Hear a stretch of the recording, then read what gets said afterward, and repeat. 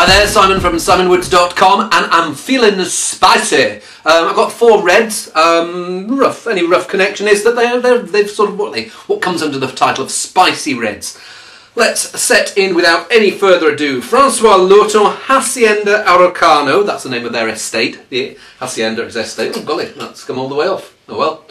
Practice safe stelvin. Yeah, the Araucano Reserva Syrah 2009 from Lolol. Where's Lolol? Lolol is, if you've heard of the Colchagua Valley in Chile, well, Lolol is part of the Colchagua Valley. And 2009 vintage, I don't know whether it's hampered by oak or enhanced by oak. Let's give it a whirl and see what it's like. I mean, the Lurtons of, well, it's the Lurton at the moment because Francois has no longer works with his brother Jacques, but the Lurtons have been in Chile, I think, for about 10 years, and so they started off with with this place, and Sauvignon was the first thing that I noticed from them, because they make pretty good Sauvignon in a few other countries, Spain, Bordeaux, Australia, in the Fleuria Peninsula. But let's see what this Syrah's like. Well, it smells unhampered by oak. It smells like it's going to be a lovely, juicy, ever so slightly jammy mouthful. Brambles, berries, it's all about slightly charred. If you imagine, like you slap something on a really, really hot griddle and the outside immediately goes black and the inside's still juicy. Feels like there's going to be some of that character. Charred but juicy. Really lovely, confident, unoaked, gentle but spicy and vibrant style. Sometimes Colchagua Reds can almost be a bit too big for their own boots, but this one's got freshness with it. You're getting those herbs, pepper, spice going on. Really tasty, sausage-friendly wine. Could almost chill that, but I'm not going to. Hey, next one. We are in France here. Montoche, which is a rather dynamic, I can't remember whether it's one cooperative or it's a group of cooperatives, but they're Fitou. They're well known for Fitou, and this particular one's called Terroir d'Altitude, Vieilles Vignes, old vines, Élevé en fût de chêne, so oak-aged old vine Fitou. Not sure what the blend is. Does it say on the back? 100-year-old Carignan Grenache and Syrah, grown at altitude. What does altitude do to a wine? Well, have you ever been on a holiday in somewhere like the Alps in summer, and it's a really lovely hot day, and the sun's out and it's baking hot and it gets up to like 35 centigrade, maybe sometimes even hotter. Then about 6 o'clock the sun starts fading, and come 7 and 8 o'clock you're thinking, well, I need a jumper. And if you're closer to the coast, at lower altitude, you need you don't need a jumper at all. You can almost like wear your t-shirt all the time, or if you're brave enough you can go without. But at higher altitudes, the nights cool down, and what effect this has on the grapes, the ripening doesn't carry on at quite the same speed during the night as it does during the day. It's almost like the grapes have a chance to take breath and go, oh. So they keep some freshness in there rather than going ripen, ripen, ripen, ripen, ripen. And so higher altitude generally means fresher, more freshness in the wines. There are a few exceptional places in the world. Elqui Valley in Chile is one, where actually the higher you go up, the warmer it gets, but that's because of proximity to the sea. But that's another matter entirely. Anyway, let's see what this is like. Warm, herby and brambly, and where this was all about freshness and juiciness, this feels like it's got more of a hunter's heart. It feels like if the first one is sort of slightly yapping dog, this one is a bit more of a bloodhound, and this one's going to go on and it's going to be reliable, and it's going to keep going, and it's never going to sort of really, it's not going to win dog shows, but it's going to be a faithful hound of a wine. I know there's already a wine in South Africa called Faithful Hound, so maybe we won't do that. But yes, it smells like it's got the warmth, herbiness of southern France, and you can get some of those things like the thyme and the bay, the things in what they call the garrigue, the mix of herbs on the hillside. And it has got this generous juiciness.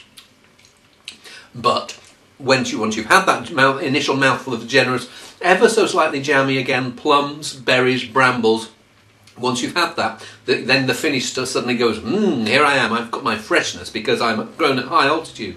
And some of that will be to do with the altitude, some of it's to do with Carignan. Carignan for me is a wine, a grape that really adds a bit of freshness, and if you don't take it to that stage where it's almost gone into the raisiny character, it's got this peppery violet fragrance and freshness, and I get that coming through here. Yeah, I like that. I like it probably as much as the first one. Different wines for different occasions. Maybe this is the winter one, the other one's the summer one. But nice pair, as it were.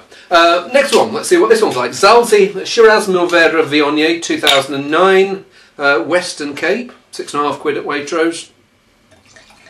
I had the Zalzi Pinotage the other day and it really didn't do it for me. But the funny thing is, I had the bottle hanging around and someone came and tried it and said, I really like that. Horses for courses. And I get the South African bake here. I get some of that that baked berry edge, but I also get a bit of freshness in there. Sometimes if that baked character really overtakes the wine, then it's too much. But a little bit of it, good. Feels like there's some of it here. I don't know whether it's some of the varieties, or one of the varieties more than the other that's getting it. Can't say I noticed too much of the Viognier lift immediately, but there is like a perfumed vanilla and maybe apricot kernel edge there. Or am I just imagining that because I've seen Viognier on there? I'm not sure. Let's taste it. Just a bit too ripe, I reckon. But there's the finish that you're left with. It has got this like quite nice chocolatey, savoury character. But it's got just a little bit of that character that the Australians call dead grape or dead fruit. Of fruit that's just been pushed that little bit too far to ripeness. It feels like I'm not left with a jammy finish. I'm left with this slightly savoury edge. But I really just wish that had been grown somewhere a bit cooler or picked that little bit earlier. And that's what Viognier was originally used for. You think in the Rhone Valley, in Côte Rôtie, where the Shiraz or Syrah Viognier blend had its genesis. Probably the Syrah would have been on the underripe side. If you tasted it really young, it would be a bit raw. So they'd put a bit of Viognier in there to soften it. Sometimes if you're in a warm climate, the Viognier is really unnecessary, and people are just adding it because it's fashionable. But I much prefer that to the Pinotage. And I think £6.50, I think that's pretty good value. Next one, final one. We are in California, and it's the society, it's the wine society, that is, Old Vine Zinfandel. It's a cuvée from Ravenswood, and I think it's, which Amador County? It's probably there, Amador, regular Amador Zinfandel. Oldest wine, 2006. Let's give it a whirl. I think the Ravenswood belongs to Constellation, the big winery group now. But the guy who's in charge of it, Joel Peterson, he was the founder of Ravenswood, and well, if you have a look at the Ravenswood corks, oh no, this one doesn't say it. Some of them you pull the corks out and it says on no wimpy wines. It doesn't say that on this one, but it's got a picture there, rather nice ravens on it. Bit of volatility, but this nice, gentle. It feels a really relaxed wine. Sometimes Zinfandel can be a bit too boisterous and yappy. But I think it's a mixture of the age and the quality of the winemaking and the quality of the vines means it's going to have a rich flavour, but it doesn't feel like they've overworked it in order to try and impress. It feels like there's a gentle giant of a wine here. And it's funny, the fruit flavours are things like, it's more on that gentle, savoury plum and red fruit rather than the out-and-out blackberry and bramble, which some Zinfandels can have. Yes, he's lost some of the bounciness of youth, and in its place has come this sort of confident, light-bodied is the wrong word, but it doesn't feel like it's trying to wallop you around the head. It feels, I do notice a bit of the alcohol, I do notice a bit of this slightly green, I don't know, character, I don't know whether it's from the wood or from the grapes themselves, because if you grow Zinfandel, it's apparently, when you get a bunch of Zinfandel, and on the same bunch you can have grapes that are underripe, grapes that are perfectly ripe, and grapes that are almost turning to raisins. So, and what I think some people suffer from is trying to get rid of those greenness, and it means that the ones that originally were overripe are now overripe, and you get these raisiny caricatures of wines, which personally I'm not a fan of. I do quite like a bit of that green savoury character in my Zins.